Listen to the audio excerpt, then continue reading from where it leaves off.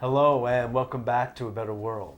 This is your host, Mitchell Rabin, and we're very glad you're joining us again today. Today we're going to have another very interesting, very delightful show.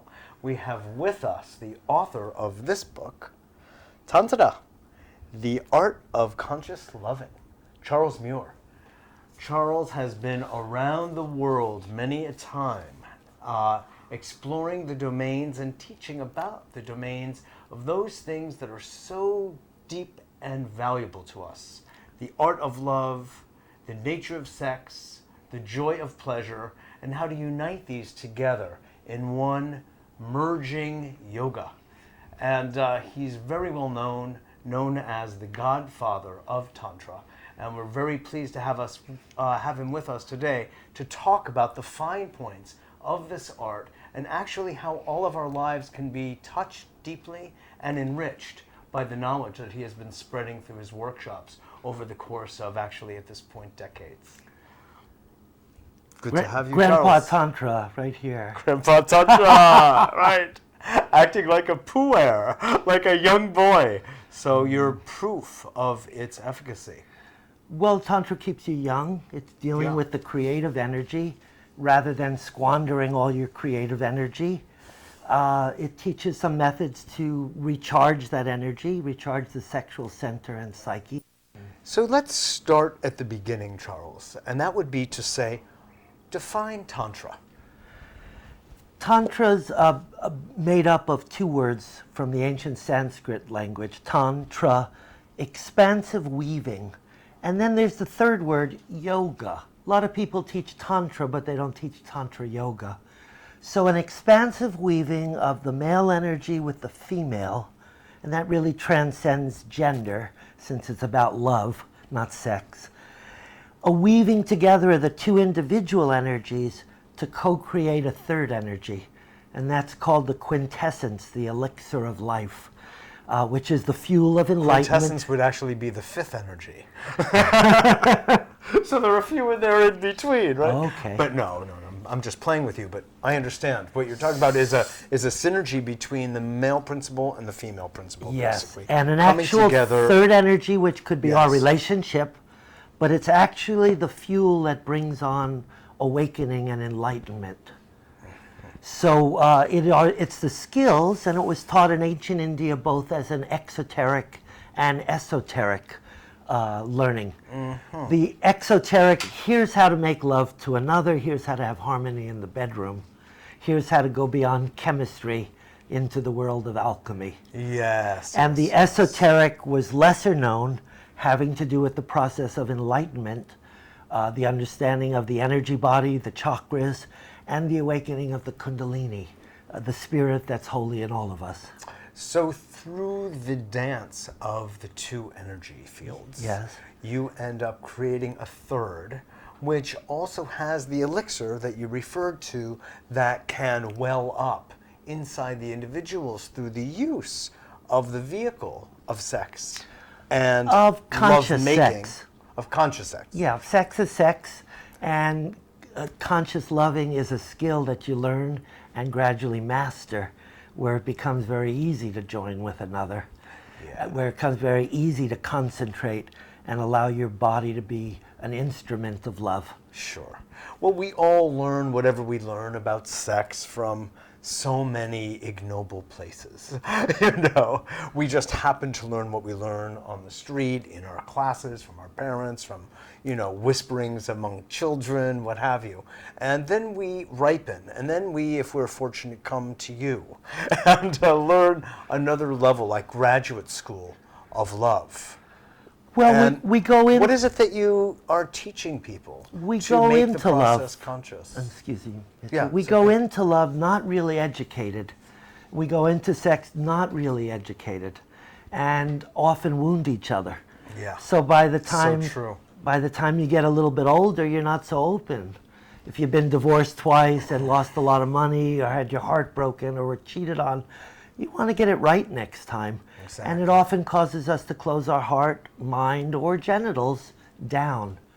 So Tantra offers us, Tantra, the Art of Conscious Love, offers us healing modalities for healing our psyche, open up energy that's closed so it can be experienced on a whole new level, and making it more than just a sexual practice with the second chakra, but really bringing intimacy and love and all of the consciousness you have. Most people practice fast food sex. Yeah, right. It fills you up, Right. it gives you relief, but it doesn't really nourish you. Sort of like a Chinese food meal. After half an hour you want to eat again or something. Well, or you're satisfied but never fulfilled. You're relieved. I'm not bothered by this energy now. I was horny, now I'm done. Right. And That's, you want to that's a finish. very localized kind of understanding. You want to finish loving full, like you've been to the well of something mystical and beautiful, which uplifts you and energizes you and connects you to your partner. That's how God made it. And we forget that God created sex and men and women have screwed it up. Right, isn't that true? Thankfully, there's an ancient study that really looked at it as an art form. Exactly. So is the Kama Sutra then infused with the understanding, or is that more abstracting the sexual component from the love component? I believe the Kama Sutra was a fragment of a much earlier age, a compilation of little bits of information around the exoteric art of love. Very little survived in India. If you look at 200 years of the Victorian British, 600 years of Islam, a lot was lost. I can understand, exactly. Yeah, but Tantra is born again age to age, depending on the needs of the people. It goes underground a bit, but it then resurfaces in the hands Yes. of So here it is in America now. Yeah. I've had Hindu teachers, swamis, ask me to come to India to teach the American Tantra. Is that so? Yes. And in America, we had needs. We have needs to really come and end the battle of the sexes, men with women, and make it a partnership, this art of love. Exactly. Because it affects us on every level of our being. It's said, Charles, that if we could have real deep harmony between man and woman, we would not have a world of wars, aggression, violence the way we do. I believe that. Yeah, there's nicer ways to play with testosterone than killing somebody. The ways. And if a man learns the art of love, he'll have all the women in the world that he's meant to have. Because he knows how to honor a woman, not just fuck her. Excuse me, not just screw her. Right. No, sure, and it's metaphorical too, because if that's what we do, then that's what we'll get. Yes. And women are oftentimes also not educated about these things. Even though they have the body of a goddess, they may not understand the finer art either of lovemaking. Yes. So it's... They fall back on their beauty instead of their skill. Yeah. I'm worthy of love, I'm beautiful. Yeah, right, exactly. And the whole concept of orgasm, as it is for man, this, rather mechanical ejaculatory process, is also in some way experienced by some women as well. Absolutely. Do you know? And so you're doing an Since education. the sexual revolution. Right, there you go, exactly. Both people wearing the pants. Well, both chasing after the sneeze in the groin we call an orgasm. Clitoral orgasms are much like male orgasms. Right. There's something deeper and more profound. I believe Mr. Freud was right. He just put it out in a way that pissed off women. Yeah. Hey, your clitoral orgasms are infantile. There's a more mature orgasm. Yes, there is. There are areas inside the vagina of the woman that can be activated, that bring on powerful vaginal orgasms. Sure. And each vaginal orgasm primes the pump for the next orgasm. They come not in spasms, but in waves, where the woman feels she's connected to the divine is running through her. And happy is the man who's serving such a woman. Indeed. But this, according to what my larger background is, which is more the Taoist perspective, we have this within it. The idea of, the valley orgasm, the waves, the movement through the earth, basically, and its ups and downs across the landscape is all sort of mapped inside the woman's body. And so there is an appreciation for the depth and the service to the woman and recognizing her as goddess for sure. So it's interesting to compare and contrast. If there is a difference at all, I don't know, between what you know of the Tantric and the Taoist. Much like Buddhism went from India to China, so too did Tantra. And they're very different cultures. Tantra's had several incarnations in India. I think historically when Taoism and Confucianism kind of switched over there, it became Yes. more patriarchal. And the men were less inclined to practice sex and honor the empress within the woman. And it became more patriarchal and perhaps even a little militant, getting off on the woman. Whereas Vishnuite Tantra really recognized the goddess in the woman, that they were equal, that they were partners, that in lovemaking, God came into the bodies to experience love on this plane so that we could feel God and God could feel our love. And lovemaking became a type of prayer. Wow, and it's so holy. It's so beautiful. Totally, totally. Well, it seems that being in the heart is the sort of like number one step. It seems to me, and based on what I know of your work and what I know from my own experience, this is the space, this is the place that magic happens. And yet, we as men tend, through our enculturation and everything else, to actually be more in our head. Could you speak to this? Okay, listen, it's good to be in our head, but in the other side of the brain than we normally are. And I see the left hemisphere is logical and orderly, and men like that, and we really develop it. Sure. But then we're thinking, daydreaming, fantasizing, worrying in our mind, often in the bedroom. And we're missing the other side of the brain where all mystical experience happens. And love is a mystical experience. Energy is a mystical experience. Feelings are mystical experience. So I would say, yeah, maybe it starts in the heart, but maybe it starts with learning to balance your brain and activate the feeling side of the brain, because then you can feel your heart. You got to quiet the busy mind. You have to develop the meditative mind. Join it to passion, join it to love, and then you have the big three working together to create this joining. Consciousness, love, and passion. I'm sold. Yes. Now, you began actually as a yogi on the path with Swami Satchidananda, is that correct? I began with a television yogi named Richard Hittleman and represented him in New York City from 1967 to 1974. So there was yoga on television then? There was. He was the first, Amazing. I guess, commercialized infomercial. It was a show, but he sold his books and records on the show.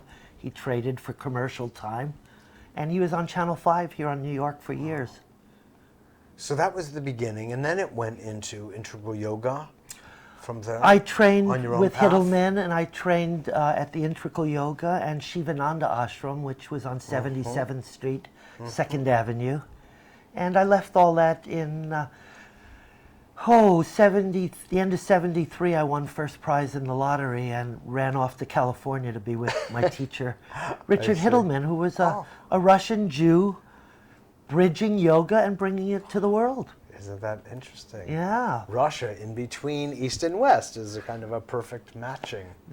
Wow. Yes. And he was a householder, had a wife. So what was it that inspired you to move into the space of bringing the yogic ideal and process into the bedroom?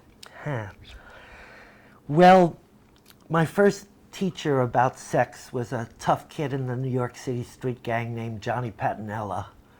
And he told all the boys about what you do to a girl and to yourself.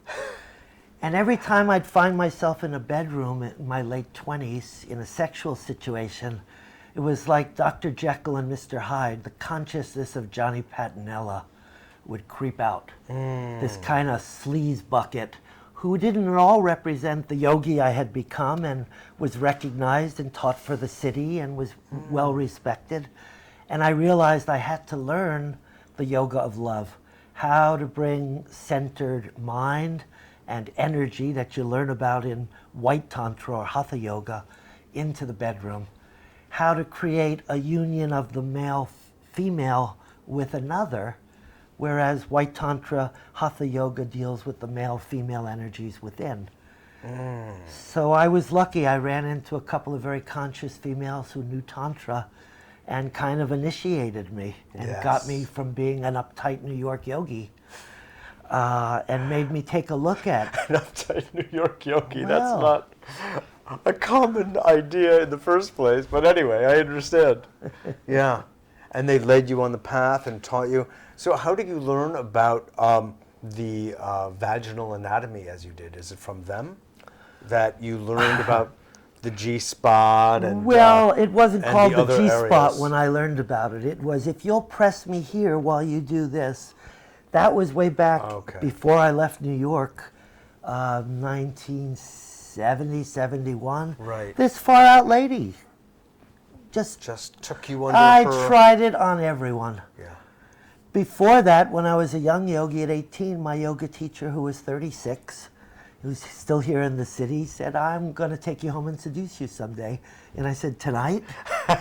Because she was gorgeous. What's this someday? Yeah. I ran into her last year. Oh, 8 million people in New York were in the same museum. At any rate, it really built up self-security, being with that older woman.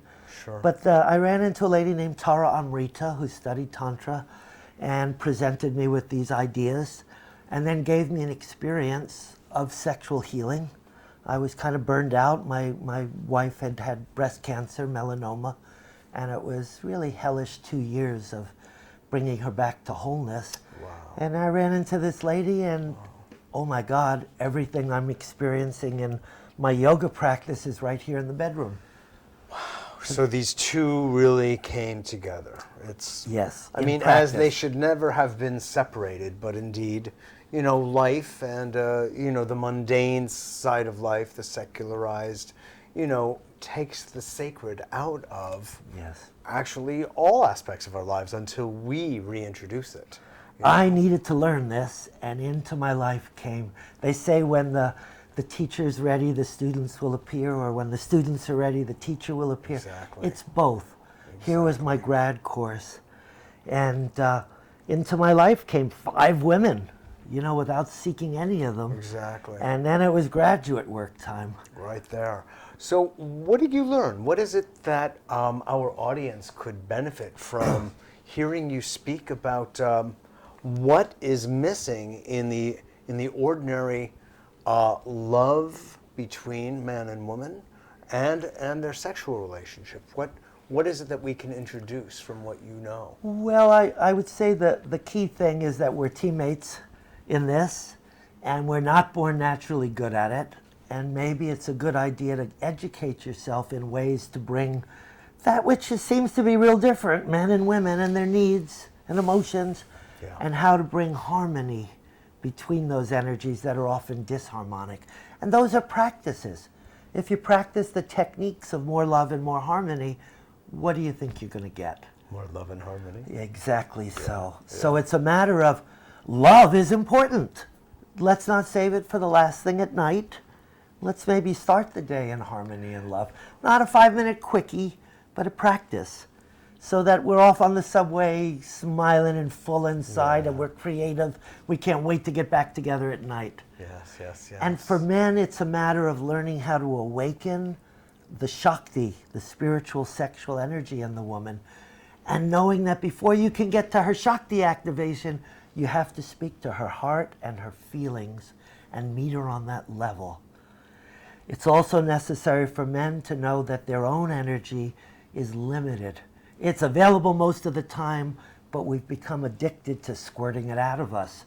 And as you get a little older, you know, I'm starting my 7th decade on the planet, and volunteer erections, they're not there so much anymore. So you learn how to come to a come as you are party and get the energy moving, because it's still in there, but not always squirt. You know, we're like a donkey with a carrot in front of it. Oh, I want to come. and we go charging towards it, but we get relief, but we never get ecstasy. So as men, we can learn to invest our energy some of the time instead of spending it, recharge our batteries, and have more creative energy and emotional energy of a positive, uplifting nature.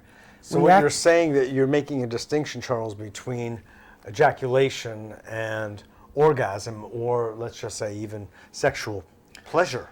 I'm saying as men, we can learn more about our energy and make wiser choices than what their Johnny Pettinella taught them and what we've picked up along the way. Right. And use all of the consciousness we've awakened in our lives. You know, we take care of our bodies and we eat better and we use computers now and calculators. Exactly.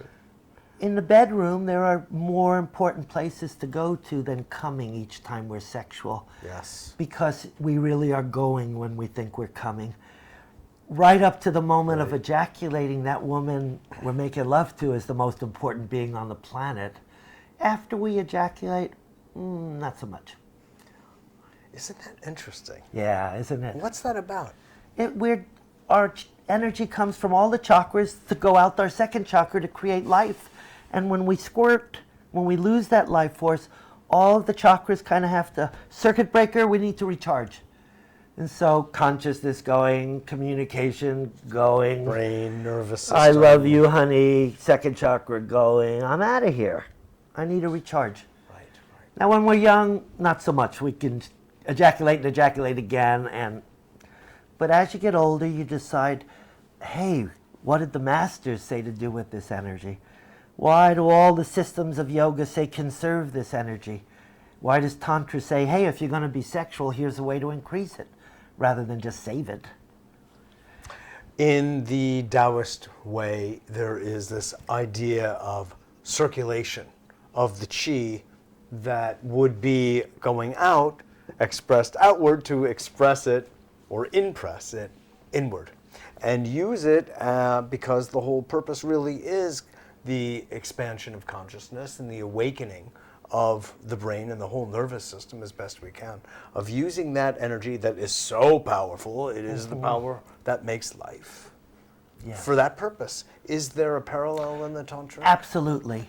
But instead of just circulating it within yourself, you learn to transmit and receive the energies. Every one of the chakras can weave. And then you can, after you transmit and receive, circulate the energy through each of your bodies. Right.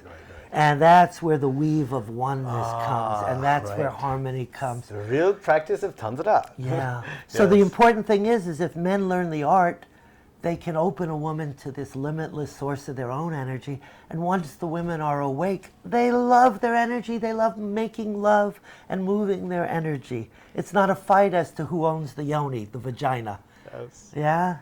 Yes. It becomes teammates joining in a practice to uplift, to regenerate. And do I understand from what you're saying, Charles, that the attitude is always the pleasure and awakening of the woman in her body? And with that attitude, all proceeds from that? If men can get that and learn the skills, the battle of the sexes kind of fades away, and instead you have more harmony. You know, it's a vicious battle. It separates lover from beloved. Mm-hmm. And for people who really want to love deeper and have relationships that last longer, here's a practice where love can really grow over the course of a lifetime. How is it that this is obviously like the essence of our lives, what's more important? Of course, we have a work life and we have different, the arts, there are different things that call to us and move us, indeed, but it all pivots on the sexual excitement between the opposites. Everything does. So what you're doing is so vitally important because it's what creates more life. It begets life. And more life force. More life force. This is what I'm... More creativity. Exactly. More emotional joy. And yet, we've never been given anything but neurotic choices about how to express our sexual energy. We inherit the battle of the sexes. And it's like the Hatfield and the McCoys. It's so old. We're 21st century lovers conditioned by 19th century values Isn't and that true? 20th century wounds. And there's also, you're totally right, there's also the interplay of the ideas that come from us, to us from old, of both the idea of monogamy and polyamorous ways of being. And how do you deal with that? How do you speak to that? They're both viable paths. It's not a path that I've spent a lot of time on, monogamy. I was monogamous in my first relationship. And then the Tao and life kind of said, this is what you need to learn, and this is how you're going to practice with. And even in my 15-year, very successful relationship and 30-year friendship with Caroline, who co-authored the book with me, Yes. we didn't spend a lot of time being monogamous. We understood that if our connection was so deep, it would not be stained by sharing with another.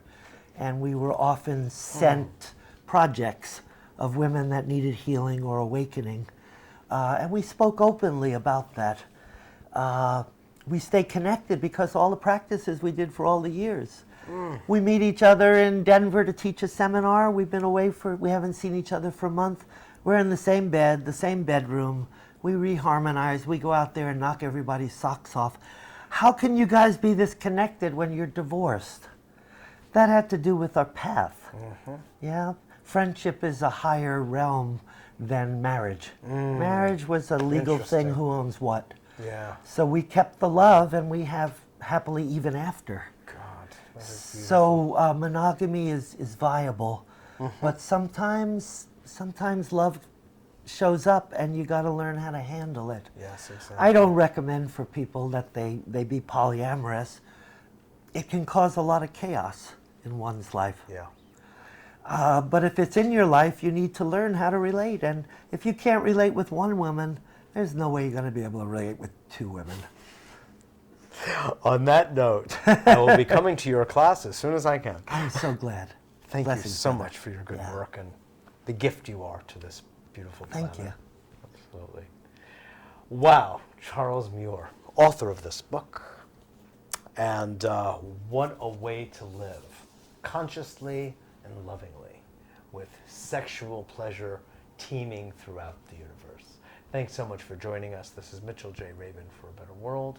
I look forward to seeing you all next week.